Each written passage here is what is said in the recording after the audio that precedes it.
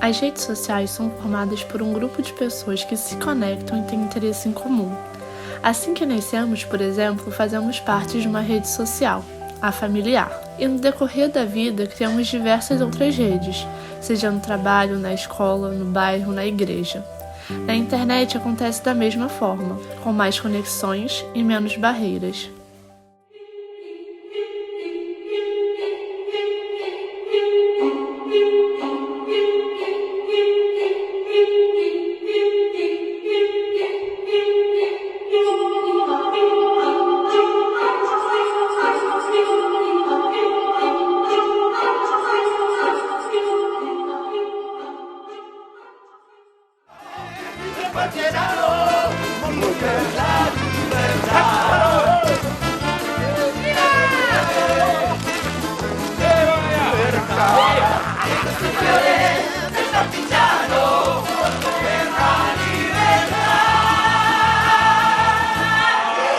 눈을 피해 결승선에 들어오는 분들은 통과입니다. 그럼 시작합니다. 무궁화 꽃이 피었습니다. 324번 탈락. 병신 걸렸네. Tem um fenômeno que a gente parar para perceber, sempre existiu, que são os micro-influenciadores. São aqueles influenciadores que agem na sua vida, eles estão presentes na sua vida te indicando alguns filmes, algumas séries. Eu conheci a série pelo Instagram, foi acho que pelo La Casa de Papel Brasil. Eles ficavam postando frasezinhas da série, tipo, ia pro Explore do Instagram. Eu acho que as redes sociais elas ajudam a ampliar esse alcance. Tipo, o boca a boca é muito mais fácil. E as redes sociais, ela traz pra gente a repercussão e a publicidade de produtos que, no geral, de repente não tinham nem sequer orçamento. Acho que talvez a primeira produção europeia que eu tenha tido contato foi La Femme Nikita, do Luc Besson. Eu lembro de passar na Band nos anos 90, alguma sessão lá no final de noite, e eu lembro de assistir com os meus pais. Isso com certeza não é um filme infantil, não é um filme para assistir com criança, mas em casa não tinha muito esse tipo de filtro. Não sei se foi o primeiro, porque eu lembro muito de ver Cinema Paradiso também com a minha mãe, que é italiano. Confesso que eu não lembro qual que veio primeiro, talvez o Cinema Paradiso tenha vindo antes. Mas foram os dois, assim, que me marcaram. Eu acho que eu comecei mais com animações, sabe? Tipo, um desenho francês que chamava Marsupilame, que era um macaquinho, que ele era tipo um marsupialzinho que ele pulava, tal, coisa assim. E eu sei que ele não era americano, ele era da França, era um desenho animado da França. E eu costumava assistir Cultura, essas coisas assim. Mas que eu lembro de filme mesmo, eu acho que, no caso, acho que foi o Adeus Lenin, que foi o primeiro filme, um dos primeiros filmes alemães, assim, que eu lembro de ter visto e gostado. E, lógico, depois eu fui atrás pra ver outros filmes, e também porque eu gostava muito do ator. E acho que foi isso, acho que foi esse o primeiro que eu lembro, assim, de ter visto e gostado. Eu lembro de muitas produções, eu tenho algumas produções desde as mais antigas, né? É clássico a gente falar de Chaves. É uma série mexicana que acompanhou a nossa infância e eu acho que foi a primeira experiência com um produto nessa linha, né? Eu acho que a primeira lembrança de fato é essa. Eu acho que por causa da minha geração a gente acaba sendo impactado. Olha, eu acho que as redes sociais têm uma influência grande, mas elas não agem sozinhas. Tem outros elementos que ajudam a explicar essa explosão de conteúdos de outros países. Tem um fenômeno que a gente parar para perceber, sempre existiu, que são os micro-influenciadores. São aqueles influenciadores que eles agem na sua vida, eles estão presentes na sua vida te indicando alguns filmes, algumas séries.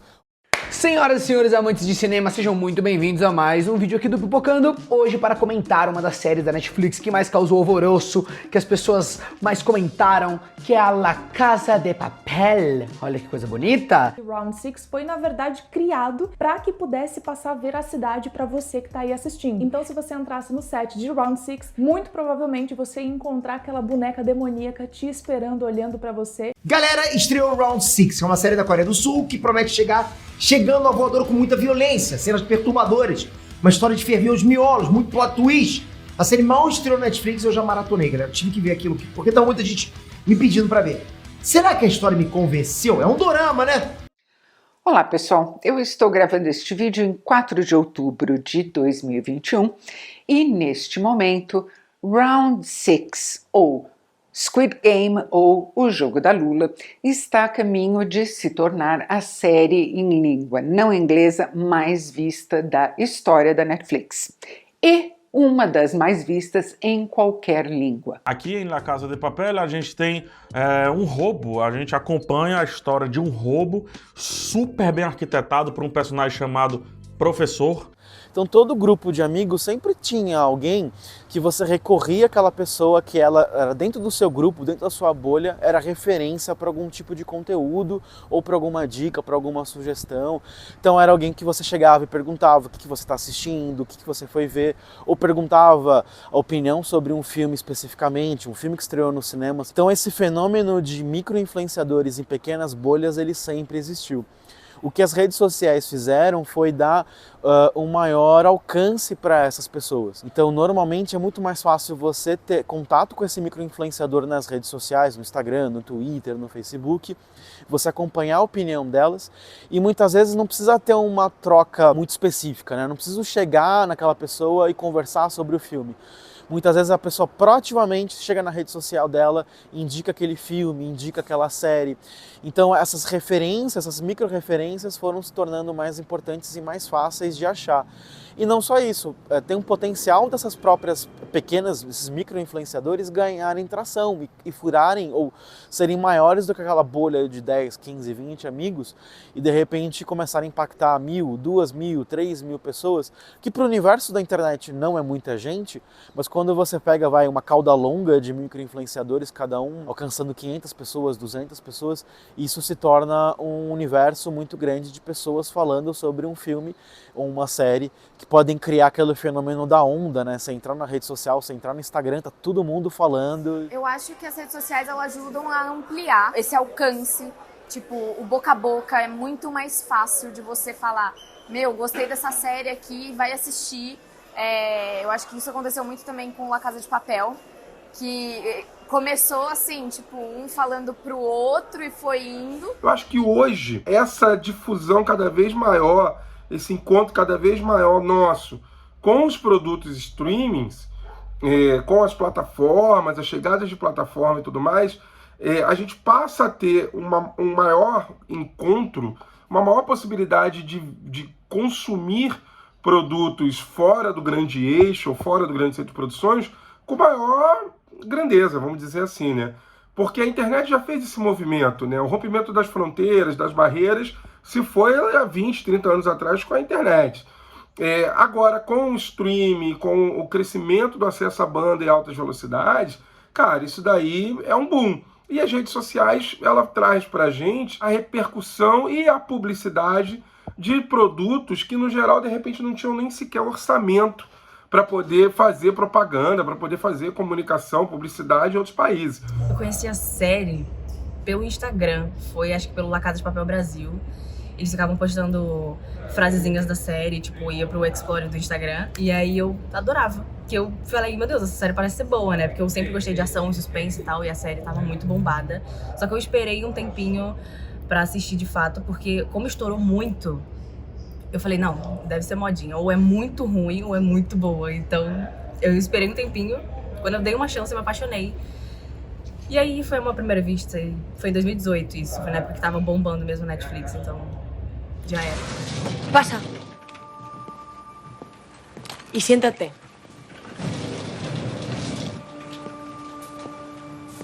Mercedes.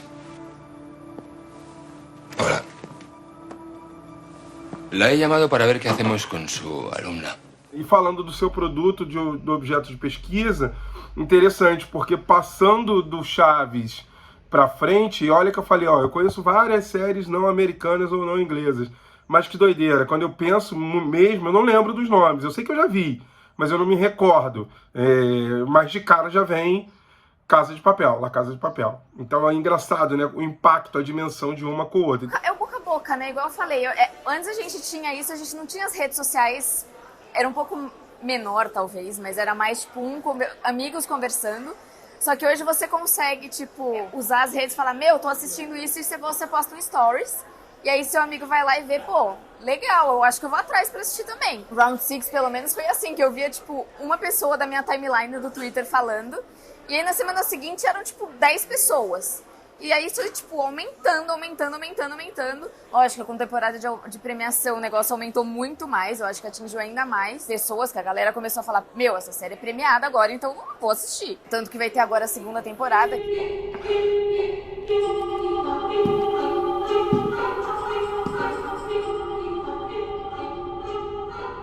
이 자리에 오신 여러분을 진심으로 환영합니다.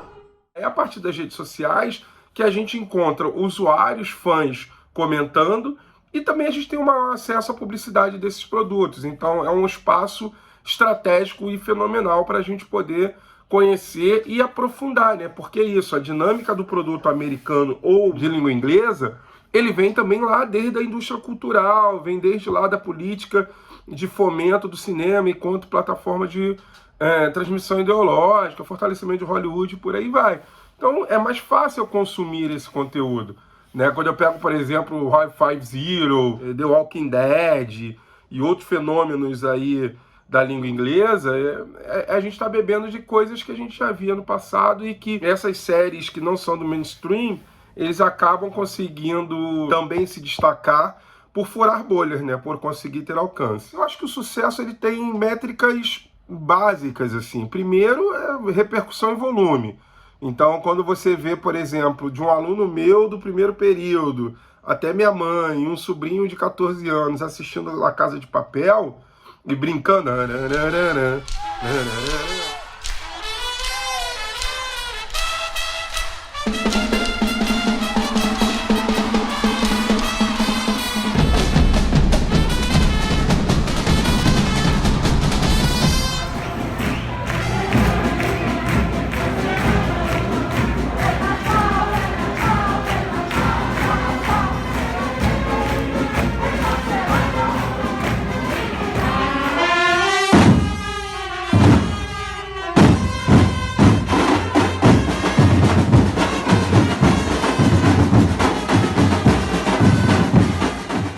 Tem alguma coisa aí. Por quê? Porque furou bolha.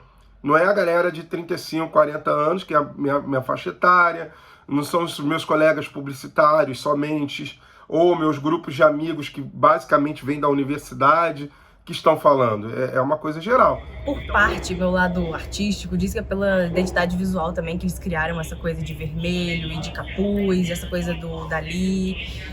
E essa história toda do maior roubo da história. Bella ciao, ciao, ciao. Mi sono usato e trovato l'invasore. Terra! Ciao, bella ciao, ciao, ciao. Una via che ti sento. Che passa, mosca? Eu acho que foi um marketing muito grande, muito bem feito. E também essa história do fato da identificação. Então foi uma coisa que pegou muito. Acho que não tinha uma série que, tipo, eram ladrões, um bando de ladrões indo assaltar a Casa da Moeda. Essa curiosidade da gente saber se é bom ou ruim mesmo. Tipo, comigo aconteceu desse jeito. Do jeito que explodiu, as pessoas foram pegando no ar e como ficou muito famoso, mais pessoas quiseram assistir. E aí tornou esse fenômeno que é La Casa de Papel.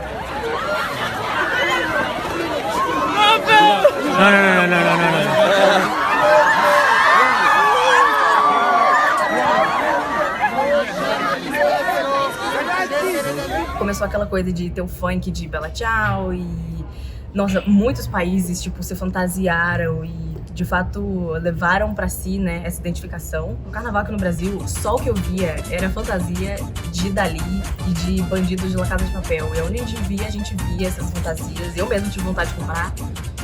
E aí, eu acho que foi por aí. A galera, enfim, falava e postava muito sobre isso. E tava em todo lugar. La Casa de Papel começou com uma série, tipo... Assim, não seja despretensiosa, mas ela começou lá com a primeira temporada, a pessoa começou a falar e tal. E aí ela foi crescendo e se tornando um negócio muito grande, que hoje em dia você vê que, tipo, ela tem uma coleção do Boticário inspirada em La Casa de Papel. Chicota. Aqui, ó. Temos um segredo que vale mais que ouro. A gente! Eu nasci para declarar guerra! É passar na pele e dizer pro ressecamento: Bela, tchau, tchau. Quando você, tipo, viu outras produções assim, ah, não, vou ter uma coleção, você via normalmente novela, né? Tipo, mais essas coisas assim. E hoje você tem, tipo, o creme do La Casa de Papel, uma havaiana do La Casa de Papel, e você vê, tipo, a galera usa, a galera vai atrás, porque eles são fãs e eles querem ter o maior número de coisas possíveis. Você pega coisas no inconsciente coletivo e figuras que são relevantes, tudo mais, que ajudam a vender. Por exemplo, a própria máscara do Dali, que de certa forma ela tem uma inspiração no V de Vingança, né? Nessa obra incrível do Alan Moore, tem referências ali. Então é você buscar essas referências da própria cultura pop ou de mitologia, de coisas que têm um apelo, cruzar com a cultura local, com influências regionais, mas que sejam saborosas, né? E por fim, um produto pop, ele precisa render licenciamento. Então quando você pensa numa produção dessa, que você consegue render camiseta, você consegue render máscara, você consegue render boné, você consegue render caneca, xícara, sei lá, diversos produtos, isso ajuda a monetizar aquele conteúdo. Então quando você tem a máscara do Dali ali, ela é uma figura muito forte, e você faz ela modificada o suficiente para ela se tornar uma propriedade da Netflix, e a Netflix poder licenciar produtos e vender aquilo e monetizar mais o produto. E as pessoas se tornam fãs, porque aquilo é envolvente, aquilo é legal e tal, elas vão ficar muito felizes de gastar dinheiro com aquele conteúdo, usar a fantasia, usar a máscara, engajar com aquilo, e aí a Netflix consegue monetizar com aquele conteúdo para além da própria série em si, da própria assinatura, né? São elementos que ajudam aquilo a fazer sucesso, e o sucesso daquilo ajuda a vender os elementos daquela história. Uma amiga minha, que ela inclusive já foi administradora do portal da Úrsula, ela fez uma tatuagem da Tóquio na perna. Foi o rosto da Tóquio, tipo, na canela inteira. Tem alguns elementos que explicam isso. Não é só, talvez, a divulgação nas redes sociais ou a explosão nas redes sociais é o ponto final de várias outras coisas que acontecem antes. O primeiro capítulo que eu acho que tem interessante dessa história toda é o fato da Netflix ter percebido de que ela precisava fazer produções regionais, ela precisava conversar com determinados públicos ou determinados países, públicos de determinados países, para trabalhar e para crescer. Porque ela viu que ela estava chegando num momento de saturação no mercado americano, que realmente aconteceu, ela não tem muito mais para onde crescer nos Estados Unidos, e ela precisa expandir o escopo para atrair pessoas do Brasil, da Coreia, da Índia. Como é que eles pensaram, como é que eles perceberam que eles poderiam fazer isso? Eram pegar histórias regionais, eram pegar produções locais desses países que pudessem de alguma forma explodir nesses países, mas que ao mesmo tempo tivessem potencial para ganhar o mundo.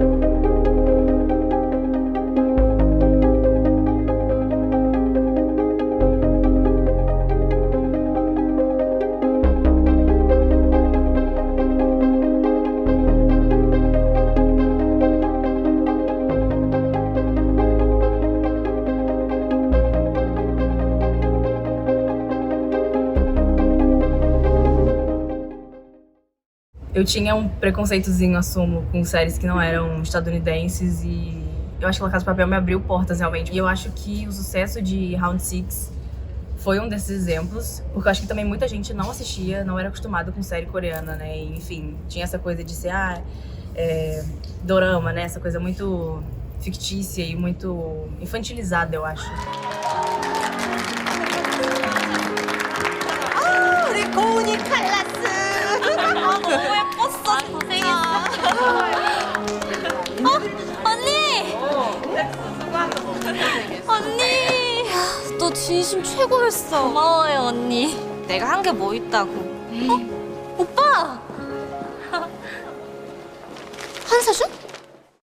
Ponto que eu acho legal às vezes do Globoplay é isso de você passar com exclusividade no streaming e um tempo depois passar na TV aberta, porque você consegue atingir um público muito maior, um outro tipo de público, o público da TV aberta, que é diferente do público do streaming. Eu espero, e acho que sim, teria uma boa aceitação. Mais pessoas que cresceram em lugares diferentes, têm realidades diferentes, que são diferentes das pessoas que têm acesso ao streaming muitas vezes, conseguiriam assistir esse tipo de produções.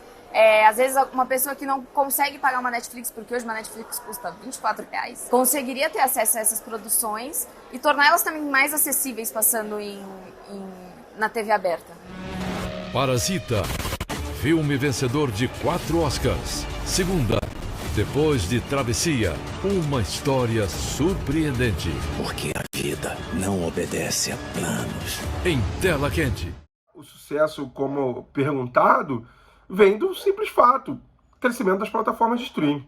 É uma onda, é uma tsunami que só cresce, tá? Netflix, e aí vem HBO, aí vem Disney, aí vem Amazon, Paramount e etc. E só cresce, só cresce, só cresce. Então o entretenimento, a partir da produção audiovisual em séries, é um fenômeno gigantesco. Isso associado a uma série de outras frentes, né? Como preço, difusão da banda larga, melhoria da tecnologia de acesso à internet. Então eu acho que isso daí são alguns dos fatores que sustentam o sucesso das séries, né? E olha que a gente falando de Brasil, nós estamos num momento que economicamente é um momento difícil, onde a grana está curta, os preços estão altos, então o entretenimento ele não passa a ser o produto prioritário das famílias, em especial as famílias de classe média baixa. Tem um outro elemento que eu acho que é importante nessa explosão cultural, que é o próprio investimento da Coreia do Sul na produção artística deles, né?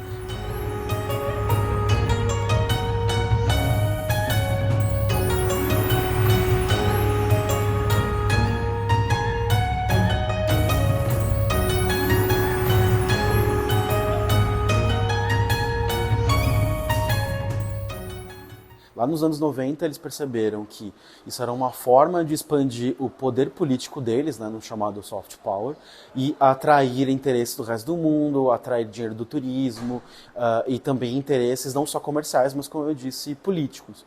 Então tem todo um investimento governamental, toda uma estrutura governamental para a produção de conteúdo, e isso ajuda nessa explosão, né? Isso explica essa explosão cultural que a gente tem. Então, todo investimento governamental para crescer essa indústria audiovisual de lá se paga quando você pega um filme como Parasita ganhando o Oscar de melhor filme. Um filme em coreano, que não tem nada a ver com os Estados Unidos, legendado, conseguir essa potência. E o Oscar vai para... Parasite. Uau! E é um momento histórico, não me lembro de ter visto algo parecido. Um filme em língua não inglesa ganhou o Oscar. Inacreditável, Chechel. O francês que ganhou, mas não era falado.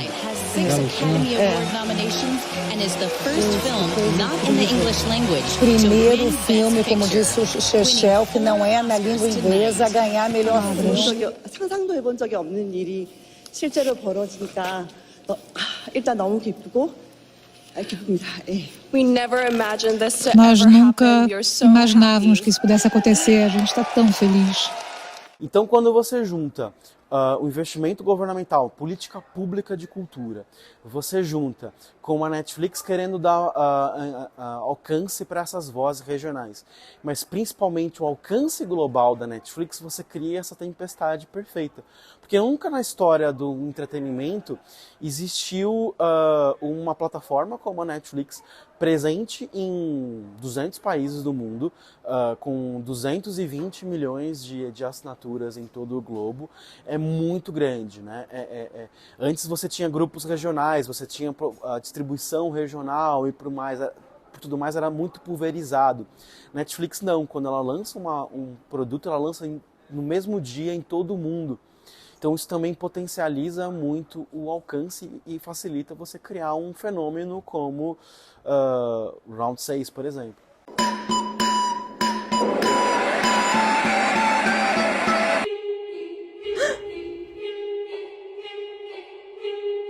Quero dar as boas-vindas a todos vocês aqui presentes. O elemento mais importante desse local. Identidade verificada.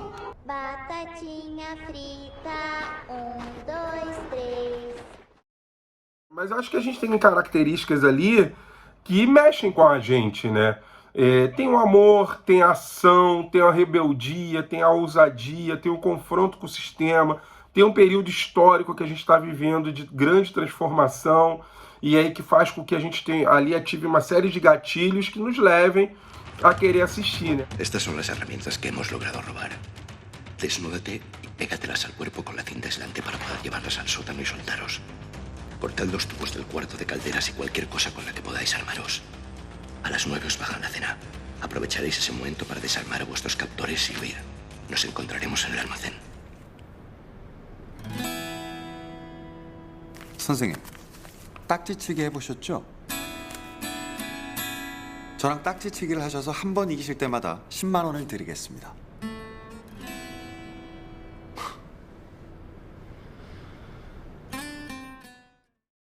Você tem uma arma com, sei lá, que pode lançar na casa de 220 milhões de pessoas, ou 220 milhões de casas podem receber aquela produção coreana, australiana, africana, argentina, isso só a Netflix. Você tem aí o Prime Video, por exemplo, né? Não tem números específicos do Prime Video, mas estima-se que são 200 milhões de assinantes do Amazon Prime, e no Prime Video seriam mais de 100 milhões de usuários ativos.